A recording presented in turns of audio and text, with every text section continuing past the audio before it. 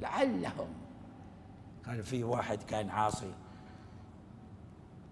طول عمره، عاصي 70 سنة يعصي الله تعالى وسالك طريق الشر والغواية، فأصابه المرض الخبيث، ما لي علاج خلاص، فعالج عالج عالج عالج، قالوا خلاص نهايتك ميؤوس منها، يعني علاجك ميؤوس من المرض هذا، خلال 6 أشهر ستنتهي حياتك، تودع.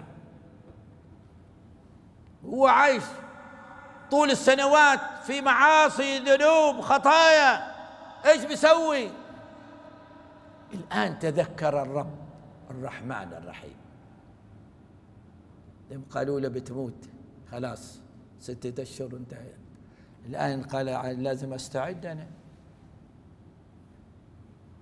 يستغفر ويتوب ويصلي بالليل ويطلب من الله العفو ويطلب من الله السماح، وصدق في توبته. فرجع عليه العلاج، قال له الطبيب المرض بدأ يخف عنك، الحمد لله العلاج فيه نتيجة.